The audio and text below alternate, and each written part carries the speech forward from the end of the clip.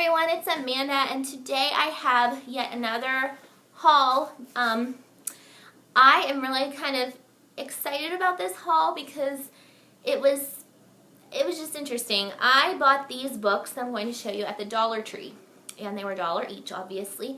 And I honestly, up until a few days ago, thought that the Dollar Tree books, I've never even given them a second glance because I've kind of assumed that they would be really poor books that just didn't seem interesting or that nobody wanted, so they went to the Dollar Tree. But I was pleasantly surprised at some of the books that I saw there, and I thought for $1 it's worth trying out and seeing if I enjoy them. So I'm going to show you what I got, and these are from I think 3 different Dollar Trees because over the weekend we were traveling and just kind of stopped at a couple different ones.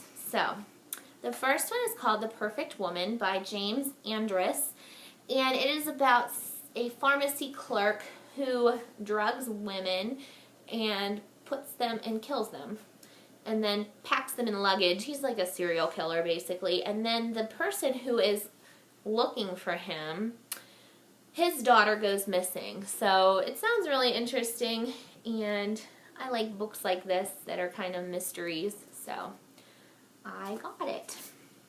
This one I think might be the one that I'm the most excited to read out of my Dollar Tree books, and it is Blood Games by Richard Lehman.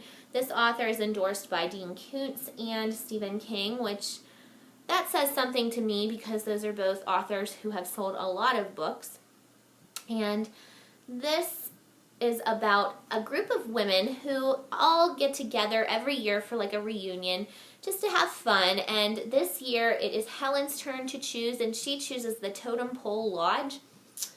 Well, it's a deserted resort hotel deep in the woods with a gory, shocking past, so she can't wait to tell all of her friends about what happened.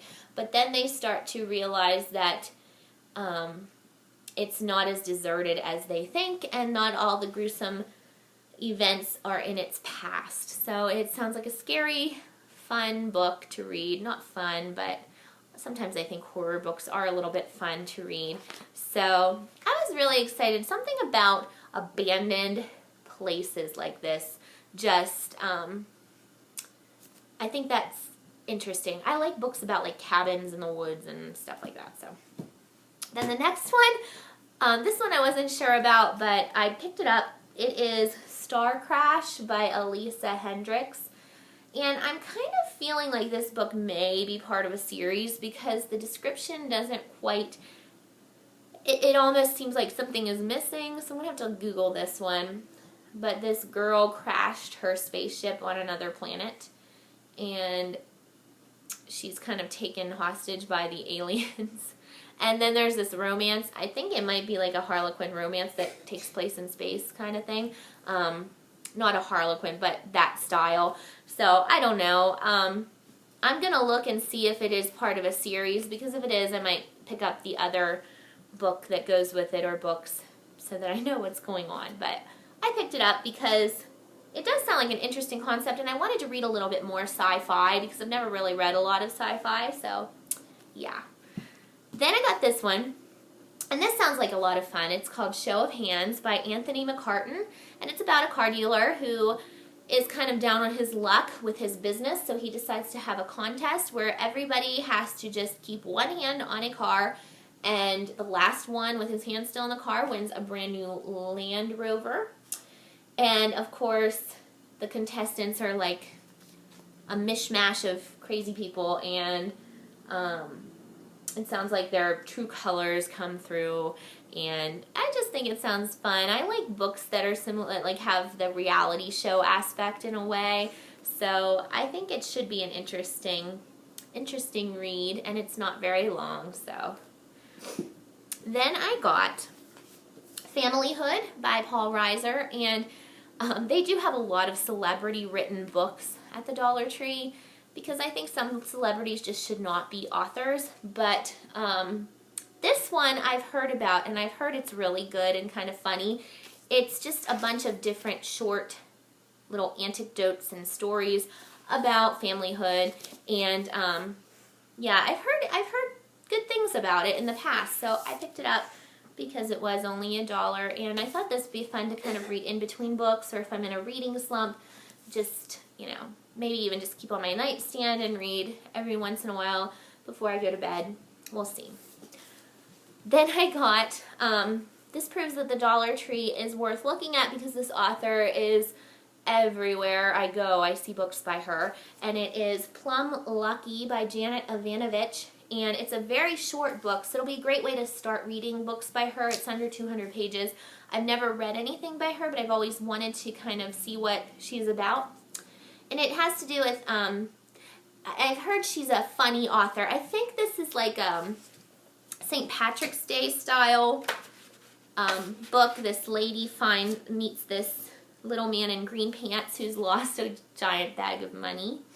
But the money isn't lost. Her grandma found it, and the grandma is going to Atlantic City to hit the slot, so now they're going to follow her. It just sounds like fun.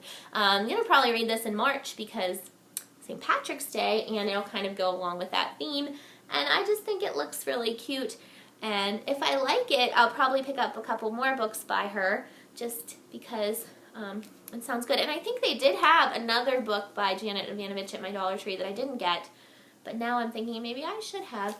But yeah, Dollar Tree, pretty cool. Then I got Blood Oath by Christopher Farnsworth, and this one I wasn't sure about. I ended up getting it because it just sounds so out there that it might be really good. It has this really cool seal with a vampire bat. You could probably guess what it's about. It is about a Secret Service agent for the president who is a vampire. And I think that might be how he protects him. I'm not exactly sure.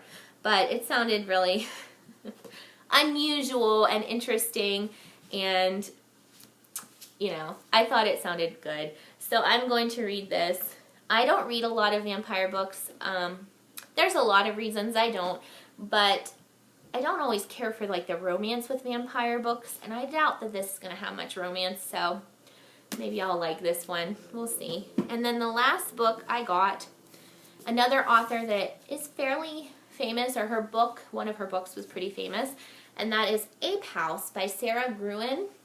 And I read Water for Elephants, I own it, and I was thinking that this author sounded familiar when I was looking at it, and then I realized that it is the author of the Water for Elephants, and it's the same color scheme as the Water for Elephants, which is kind of cool. But this sounds really good, and plus the cover is just beautiful. It's a nice looking book for $1. It's about these apes that live in a lab, but there's an explosion at the lab and they all escape. And then after they escape, someone starts a reality show featuring these missing apes. And it sounds like maybe that reality show had something to do with their liberation or something.